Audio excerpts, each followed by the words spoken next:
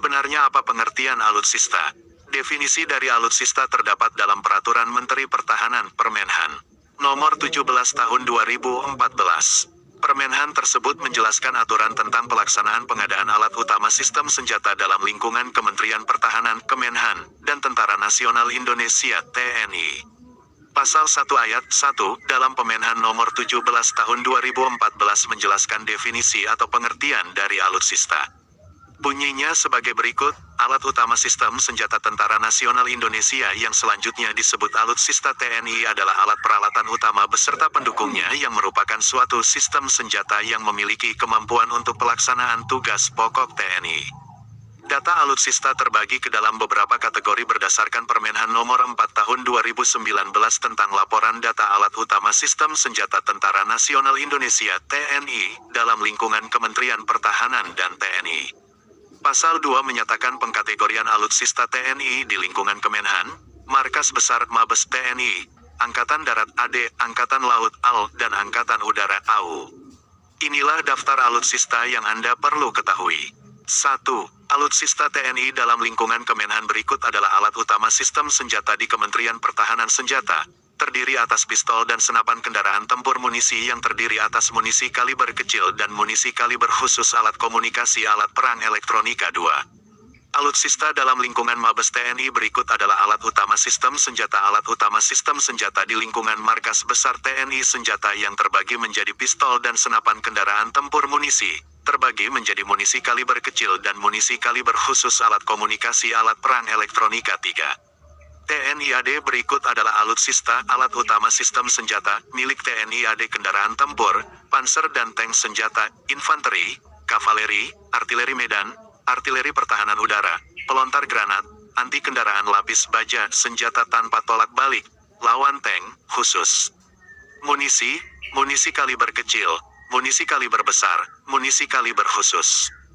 Kendaraan bermotor, kendaraan taktis, kendaraan khusus, kendaraan administrasi alat optik, kompas, teropong 7 tanda kali 50, teropong 6 tanda kali 30, teropong bidik siang senapan teropong bidik malam, senapan, night vision goggles, busol, teleskope, periskope, alat bidik, alat peralatan khusus pesawat terbang, heli serbu, heli serang, heli latih, sayap tetap senjata pesawat terbang munisi pesawat terbang alat angkut air kapal, kapal motor cepat, landing craft rubber, motor air, outboard motor, pelampung.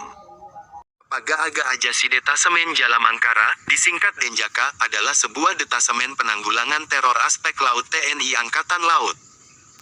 Denjaka adalah satuan gabungan antara personel Kopaska dan TIE 5 Marinir TNI AL.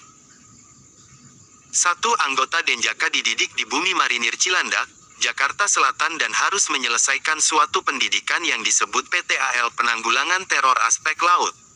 Lama pendidikan ini adalah 6 bulan. Denjaka dikhususkan untuk satuan anti-teror walaupun mereka juga bisa dioperasikan di mana saja terutama anti-teror aspek laut. Denjaka dibentuk berdasarkan instruksi Panglima TNI kepada Komandan Korps Marinir Noisen, 01 PIV, 1984 tanggal 13 November tahun 1984. Detasemen Jalamangkara selain sebagai komando pelaksana Korps Marinir yang berkedudukan langsung di bawah Dangkormar, juga sebagai pelaksana utama Panglima TNI. Sebagai komando pelaksana Korps Marinir, Denjaka mempunyai tugas pokok dalam membina kekuatan dan kemampuan satuan Detasemen Jalamangkara.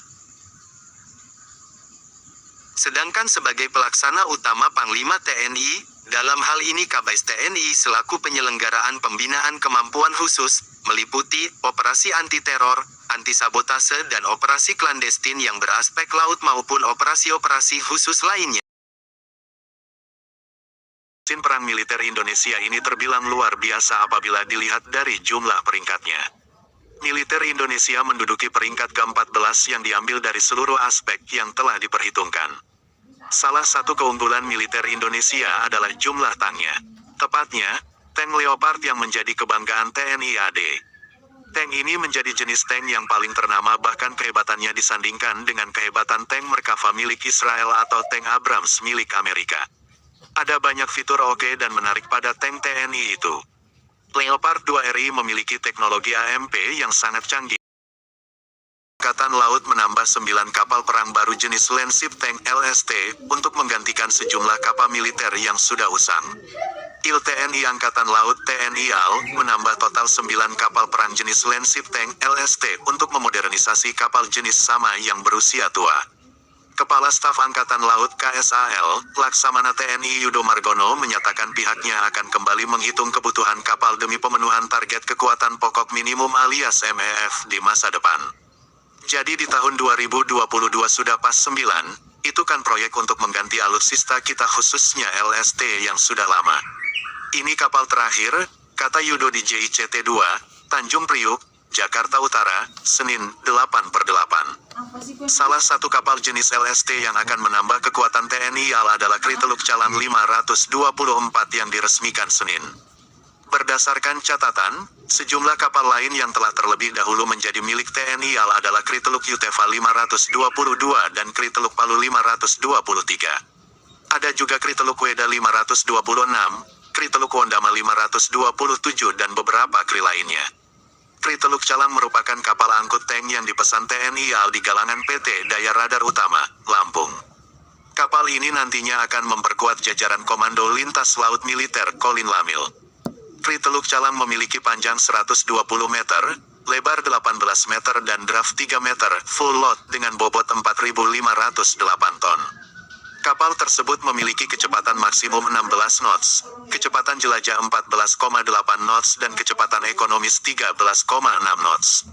Kapal ini memiliki kemampuan jelajah mencapai 7.200 nautical miles serta dilengkapi persenjataan 2 Exmer 40 mm dan 2 Exmer 12,7 mm. Kri Teluk Calang dapat mengangkut 10 unit tank Leopard, 1 unit Panzer II AVBL, 1 unit transporter dan 2 unit helikopter.